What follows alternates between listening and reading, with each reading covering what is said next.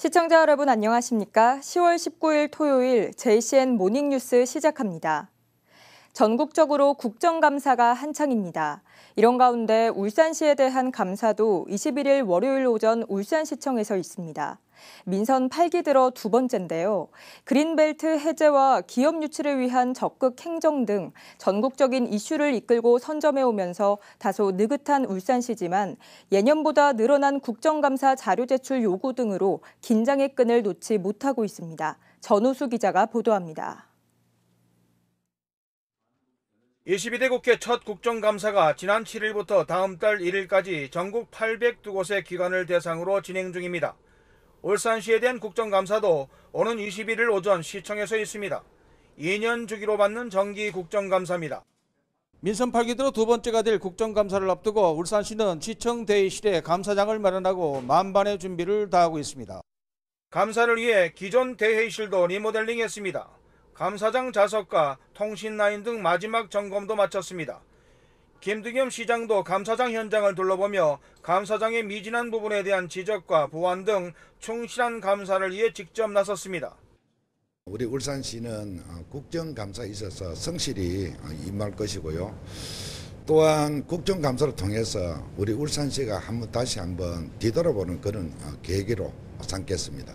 이번 울산시에 대한 국정감사는 국회 행정안전위원회 소속 22명의 위원 중 감사 일반 11명의 위원이 함께합니다.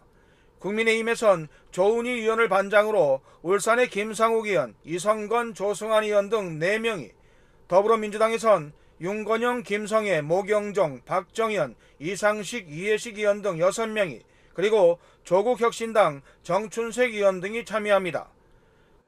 특히 울산에선 유일한 행정안전위원회 소속의 국민의힘 울산시당 위원장인 김상욱 의원은 국정감사 감사 2반에 편성됐지만 울산에서 진행되는 국감인점을 고려해 개인 국감 일정을 변경해 울산 국정감사에 함께합니다. 계획들이 잘 실행되고 있는지, 또 시민들을 위해 봉사하는데 모자람은 없는지, 이런 부분들을 꼼꼼히 다 챙길 계획입니다. 뿐만 아니라 우리 울산의 장점 그리고 비전, 이런 부분들을 중앙에 있는 여러 동료 의원들에게 또 설명하고 알려드릴 수 있는 좋은 기회라고 생각하고 있습니다. 울산시는 민선 8기 들어 분산에너지, 교통교부세, 기업 유치를 위한 적극 행정, 그린벨트 해제 등에 있어 전국적인 이슈를 선점하는 등으로 비교적 여유 있는 국감이 될 것으로 기대하고 있습니다. 하지만 이번 국감을 앞두고 감사 자료 제출 요구 건수가 직전 국감에 비해 2배 가까운 370여 건에 달하는 등 야당 의원들의 공세도 만만치 않을 것이라는 전망이 나오면서 긴장의 끈을 놓지 못하고 있습니다. 한편 이날 울산 국정감사는 오전 울산시청에 이어 울산경찰청에 대한 감사가 오후에 예정되어 있습니다. JCN 뉴스 전우수입니다. 울산시에 대한 정부의 교부세 규모가 광역시 가운데 가장 적은 것으로 나타났습니다. 국민의힘 김상욱 의원은 최근 5년간 정부가 징수한 울산시의 국세는 전체의 3.4%에 달하는 55조 13억 원으로 전국에서 부산 다음으로 많지만 정부가 울산에 내려보낸 보통 교부세는 전체의 1.22%인 3조 4,247억 원으로 6대 광역시 중 가장 적다고 지적했습니다. 김 의원은 특히 울산은 도시 규모가 비슷한 대전과 광주보다 국세 징수액이 많은데도 보통 교부세는 이들 도시보다 1,300억 원 이상 적다며 지역 균형 발전을 위한 정률 인상이 필요하다고 주장했습니다. 한편 김상욱 의원은 어제 국민의힘 2024 국정감사 11 우수의원으로 선정됐습니다. 공직선거법 위반 혐의로 기소된 김종훈 동구청장에게 법원이 1심에서 벌금 80만 원을 선고했습니다. 김 구청장은 제22대 국회의원 선거가 한 달도 남지 않은 지난 3월 선거에 출마한 후보 4명의 선거 사무실을 잇따라 방문한 혐의로 기소됐습니다. 공직선거법에는 지방자치단체장이 선거일 60일 전부터 선거사무소 등을 방문해선 안 된다고 명시하고 있습니다. 재판부는 공직선거법을 면밀히 살피지 못해 빚어진 실수라는 김 구청장 측의 주장을 받아들여 선거 결과에 영향을 미치거나 정치적 의도가 없었던 것으로 보인다며 벌금 80만 원을 선고했습니다. 선고 직후 김 구청장의 얘기를 직접 들어보겠습니다. 주민들에게 심려를 끼쳐서 죄송하게 생각을 합니다. 선거법이 복잡하다고 하나 잘 꼼꼼히 따져봐야 될 일이었는데 그렇게 하지 못해서 죄송하다는 말씀을 드리고요. 앞으로는 더 신중하게 더 해야 되겠다는 말씀을 드리고 또 이러한 계기로 선거법뿐만 아니라 주민들에게 더욱더 헌신복무해야 되겠다는 말씀을 드립니다. 울산시가 지난달부터 시행 중인 어린이 시내버스 요금 무료화 사업이 큰 효과를 거두고 있는 것으로 나타났습니다. 울산시가 어린이 시내버스 요금 무료화 사업 시행 이후 9월 한 달간 이용률을 분석한 결과 하루 평균 3,600명의 어린이들이 이용한 것으로 나타났습니다. 이는 무료화 시행 전인 지난해 9월 하루 평균 2,900명이 이용했던 것에 비해 22.5% 증가한 것입니다. 울산시는 어린이 시내버스 요금 무료화 사업이 큰 효과를 거둠에 따라 내년 하반기 시행 예정인 75세 이상 어르신 대상 요금 무료화 사업을 위해 전용 카드 발급과 시스템 구축 등의 준비에도 적극 나서기로 했습니다. HD 현대중공업 노사가 임금 협상에 난항을 보이면서 파업이 장기화될 조짐을 보이고 있습니다.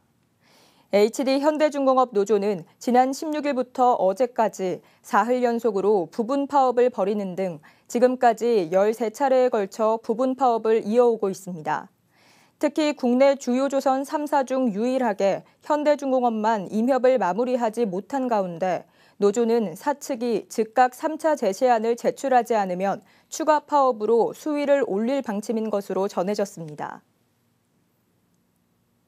울산시는 청년들의 주거 안정을 위해 다음 달 25일부터 29일까지 하반기 신축 매입 약정형 임대주택 공모를 추진한다고 밝혔습니다. 신축 매입 약정형 임대주택 사업은 민간 사업자와 사전 매입 약정을 체결한 후 민간 사업자가 주택을 건축하면 울산시가 매입해 청년들에게 공급하는 방식입니다. 울산시는 올해 상반기에 48호를 선정했으며 하반기에는 72호를 선정해 올 한 해 동안 총 120호를 공급합니다. 매입 대상은 세대별 주거 전용 면적이 19에서 24제곱미터인 주거용 건축물이며 매입가는 호당 1억 3천만 원 이하로 감정평가사의 평가를 거쳐 최종 확정됩니다. 제45회 세계 흰지팡이의 날 기념식과 시각장애인 복지증진 대회가 어제 울산시청 대강당에서 열렸습니다. 기념식은 장애인 단체 관계자 등 500명이 참석한 가운데 흰지팡이 헌장 낭독과 유공자 표창, 감사패 수여 등의 순으로 진행됐습니다. 유공자 표창에서는 복지 증진에 헌신해온 19명에 대한 기관별 표창과 감사패가 수여됐습니다. 특히 울산시는 전국 최초로 시각장애인의 복지 증진과 권익신장 사업 우수기관으로 선정돼 한국시각장애인 연합회로부터 사회복지 대상을 수상했습니다. 울산 소방본부는 남부소방서 소속 박창민 소방교가 제6회 소방공무원 세이프 대상 수상으로 어제자로 소방교에서 소방장으로 1계급 특별 승진했다고 밝혔습니다. 소방공무원 세이프 대상은 행정업무 담당자와 화재조사요원, 상황실 요원 중에서 국민안전과 소방행정 발전에 기여한 공로가 있는 소방관을 포상하기 위해 마련된 상으로 수상자에게는 1계급 특별승진과 소방청장 표창장이 주어집니다. 박창민 소방교는 지난 2018년 9월에 소방공무원으로 임용돼 다양한 현장 활동과 울산 내 위험물 관련 화재 예방 대책 추진 등의 공로를 인정받아 대상을 받게 됐습니다. 울산 서울주 소방서 범서 119 안전센터는 어제 범서 명지초등학교에서 화재 대비 합동 소방훈련을 실시했습니다. 어제 훈련은 범서 119 안전센터와 명지초등학교 교직원, 학생 등 500명이 참여한 가운데 신속한 119 신고 요령과 상황 전파, 그리고 화재 상황을 가정한 대피 훈련 등으로 진행됐습니다. 울산시 교육청에 대한 국회 교육위원회 국정감사가 어제 부산대학교에서 열렸습니다. 지난 5월 울산의 한 중학교에서 발생한 교육공무원 자녀 학교폭력 사건이 도마에 올랐고 천창수 교육감은 이 사안에 대해 추가 조사를 진행하겠다고 밝혔습니다. 박영훈 기자가 보도합니다. 지난 5월 울산의 한 중학교 남학생이 수련회 장소 이동 도중 동급생에게 뺨을 수차례 맞은 사건. 가해 학생의 학부모가 울산의 교육지원청 소속 장학사와 교사였다는 사실이 밝혀지고 부모가 가해 학생의 처분에 대해 학교에 연락했다는 의혹도 제기됐습니다. 국회 교육위원회 국정감사에서 나온 울산시 교육청의 주요 쟁점은 바로 이 학교폭력 사건이었습니다. 가해 학생은 지난 7월 출석 정지와 학급 교체 등의 처분을 받은 뒤 스스로 전학을 갔는데 가해 학생이 전혀 반성하는 모습을 보이지 않고 있다며 교육청의 처분이 너무 미온적이란 지적이 나왔습니다. 피해자 학생이 있는 학교에 와서 걸리면 죽여버리겠다 이렇게 협박도 하고요. 친구들한테 뭐라고 얘기했냐면 턱을 돌려놓을 거 그랬나? 맞받아칠 줄 알았는데 안 하네? 이런 얘기들을 서슴없이 하고 다니는 거예요. 특히 교육청 조사 결과와 달리 가해 학생의 아버지인 울산시 교육지원청 소속 장학사가 해당 학교에 연락해 업무에 부담을 준 사실이 있다며 시교육청이 제19 감사기를 한 것 아니냐는 의혹이 나왔고 천창수 교육감은 거듭 부인했습니다. 학폭위 심의에 대해서 저희들이 개입한 바도 없고 제가 이제 그 확인 바로는 다른 사례와 비교해서 그렇게 낮은 건 아니라고 보고받았습니다. 알겠습니다. 하지만 천창수 교육감이 두루뭉술한 답변과 원론적인 입장만 이어가자 국회 교육위원들이 청 교육감의 태도에 대해 지적하기도 했습니다. 저희들 학폭 심의 결과를 믿고 있고요. 거기서 충분히 잘 했다고 생각하고 있습니다. 교육감님, 네. 제가 좀 질의 좀 하고. 다 사겠다고 그러는 식으로 얘기하면 어떡합니까? 그 학폭 다시 한번 해보겠다고 이렇게 얘기하셔야지. 국정감 사장님. 결국 해당 학교 폭력 사안에 대해선 울산시 교육청이 다시 조사에 들어가게 됐습니다. 이게 사실로 드러났을 때 지금으로선 가정법입니다. 네네. 경징계라고 보십니까? 중징계라고 보십니까? 중징계라고 봅니다. 네? 네. 감사를 해서 중징계라고 생각하는데 중징계라고 생각하시는 감사 거죠? 자체 감사를 해서 네. 철저하게 확인해서 규정에 맞게 중징계하도록 하겠습니다. 울산시 교육청은 국정감사 종료일인 오는 25일까지 국회에 조사 일정을 제출하기로 했고 조사엔 한 달여가 걸릴 것 같다고 밝혔습니다. JCN 뉴스 박영훈입니다. 울산시 교육청 야외광장에서 어제부터 이틀간 사회적 경제가치 나눔 장터가 열립니다. 울산시 교육청이 주최하는 이번 행사는 사회적 경제기업의 판로를 지원하고 지역경제 활성화에 기여하기 위해 마련됐습니다. 올해 4회째를 맞는 이번 행사에서는 참여기업들의 제품들이 홍보와 동시에 판매되며 다채로운 교육체험 프로그램도 진행돼 다양한 볼거리와 즐길거리가 마련됐습니다. 민원인들에게 정확한 지적 정보를 제공하는 시스템을 개발한 구청 직원이 울산시장 표창을 받았습니다. 동구청 민원지적과 박은비 주무관이 2024년 울산시 토지정보 업무 연찬회에 제출해 최우수 과제로 선정된 이 시스템은 드론과 소형 라이다 기술을 토대로 3차원 공간 정보를 제공해 보다 정확한 지적 정보를 제공하는 데 초점을 두고 있습니다.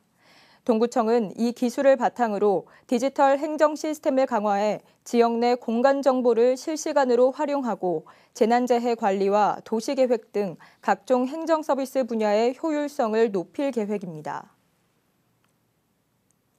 국민의힘 울산시당은 지난 17일 시당 강당에서 김두겸 울산시장과 박용걸 수석 부위원장, 시당 주요 당직자 등이 참석한 가운데 한국여성정치대학 4기 입학식을 가졌습니다. 입학식에서 엄희순 여성위원장은 한국여성정치대학이 지난 2005년 출범 이후 42명의 여성 선출직 선배 의원들을 배출하는 등 명실상부한 지역 여성 인재 육성에 요람이 되고 있다며 앞으로도 여성 리더 양성 등 여성들의 정치적 리더십을 발휘할 수 있도록 지원과 육성에 노력을 다해 나가겠다고 말했습니다. 입학식에서는 김두겸 울산시장이 더 큰 울산에는 울산 사람들이 있다라는 주제로 울산시정의 새로운 비전과 목표에 대해 특강을 가졌습니다. 법원 복도에서 일면식도 없는 여성을 뒤에서 밀어 다치게 한 30대 남성이 경찰에 붙잡혔습니다. 울산 남부경찰서 등에 따르면 어제 오전 9시 30분쯤 울산지방법원에서 30대 남성 A씨가 앞에서 걸어가던 여성 B씨를 아무런 이유 없이 뒤에서 밀어 넘어뜨려 다치게 했습니다. A씨는 당시 재판을 받으러 왔고 체포 당시 여성이 자신을 감금하려 한다는 등 횡설수설하는 상태였던 것으로 알려졌습니다. 경찰은 A씨를 폭행 혐의로 조사하고 있습니다.